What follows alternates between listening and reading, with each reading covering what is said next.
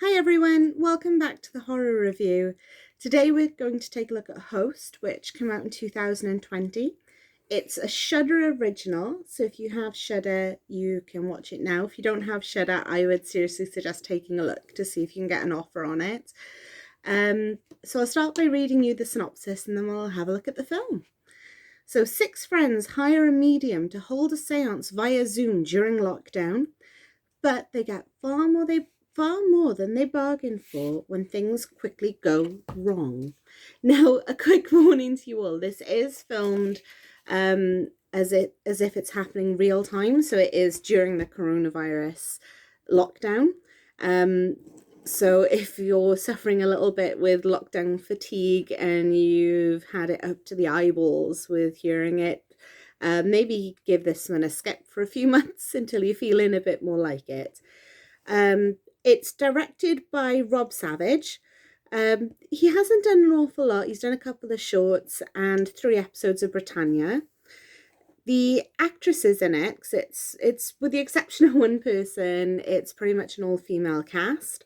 So we have Gemma Moore, who was an Amazon in Wonder Woman, and she was also in Dark Kingdom. We have Emma Louise Webb, who was in an episode of The Crown. So they're all relatively new actresses.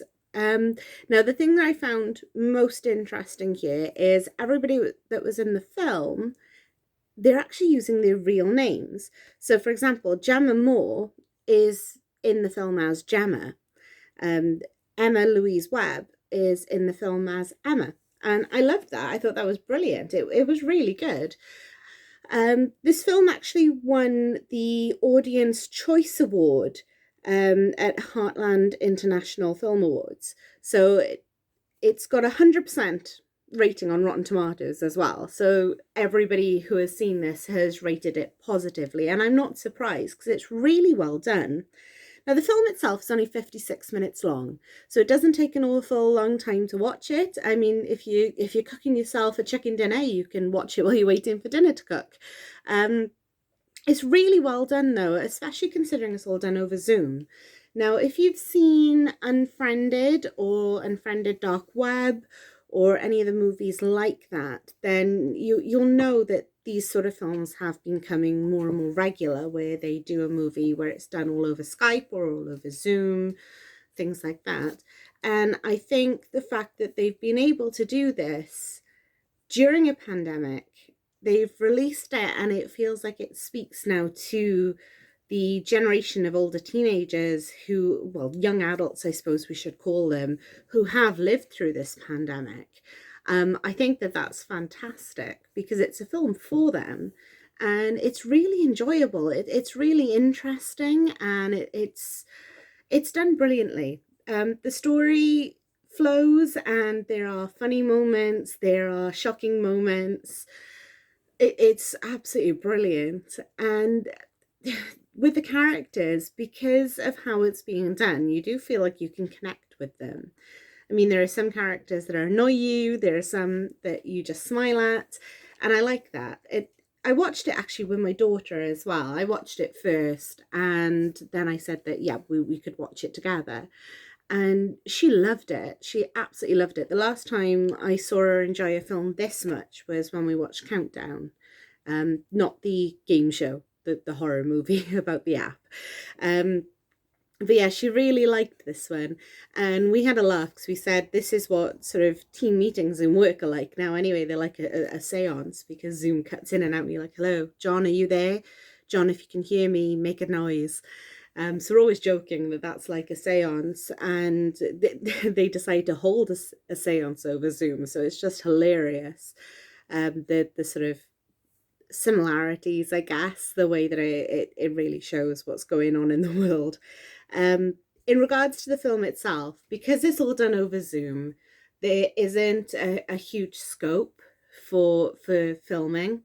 The only thing they've got wrong in regards to it is when somebody is talking in a Zoom meeting, they'll have a little color around their box.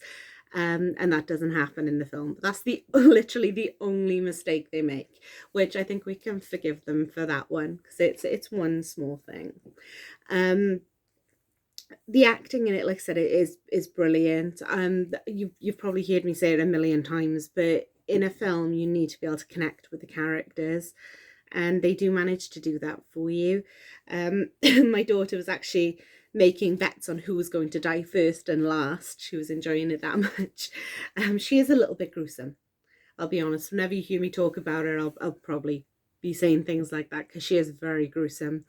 Um, but it's it's intelligent the way it's done, and I think it's great that they found a way to do a movie like this during the pandemic, because there aren't many ways this could have been done.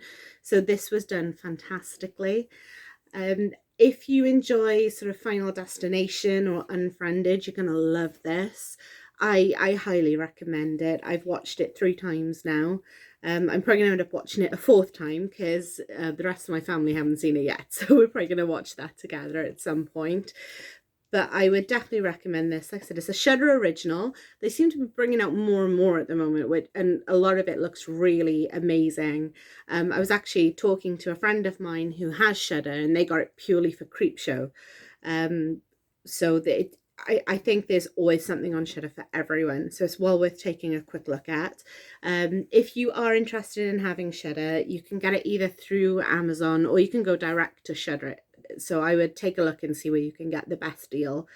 They're bringing out so much, and The Banishing, which is a new film that looks, well, it is amazing. I watched it and it's getting really good reviews. That's going to be on Shudder from the 15th of April. So if you're going to have a look at a Shudder subscription, I would say now is the right time, because the second series of Creepshow has just been put on there as well. And of course, you'll get to take a look at this film, Host. I hope you enjoy it. Definitely has put me off the idea of doing a Zoom seance.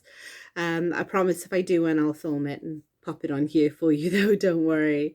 Apart from that, I suppose the only thing left to do is give you my idea on this, and this film definitely gets a 7 out of 10 from me. I hope you enjoy it. If you do decide to do a seance, make sure you stay safe and have fun scaring yourselves. Bye!